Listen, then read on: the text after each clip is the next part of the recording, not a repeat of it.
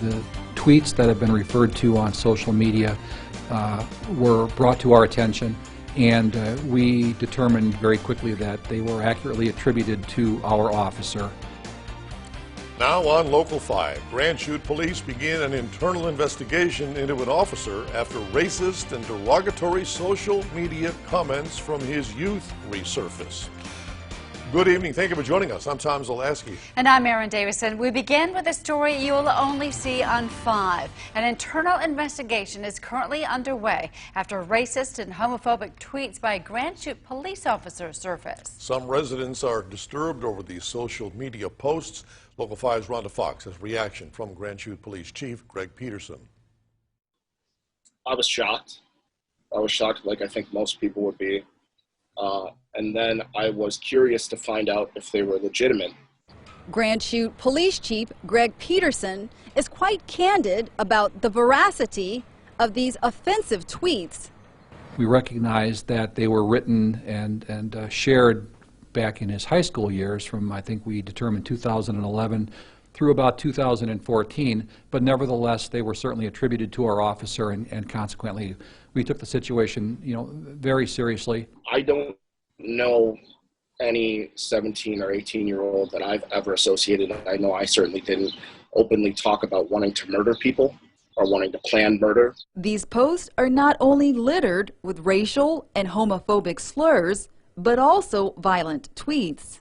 And now Grand Chute police are conducting an intensive investigation of one of their own.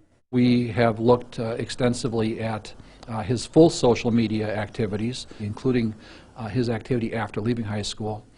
And what we discovered is that nothing in particular jumped out at us from that high school period of time other than these arguably very highly offensive tweets. The department is also examining his performance as a police officer. We have looked at the demographics of his arrest activity.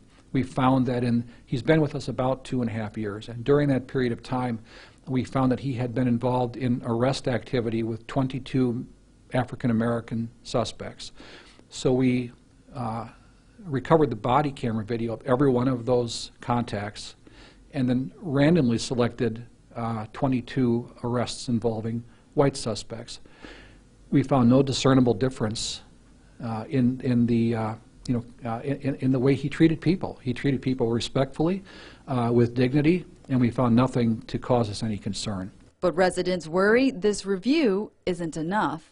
We don't know how they vet their officers. We don't know how the internal investigation is run to determine that. I'm not out to just get somebody that I obviously disagree with their views. Yeah. I know that he made some mistakes as a young man. The investigation is going to continue, and we aren't going to close it until we're satisfied, confidently that there's nothing that we need to be concerned with, but more importantly that the community needs to be concerned with.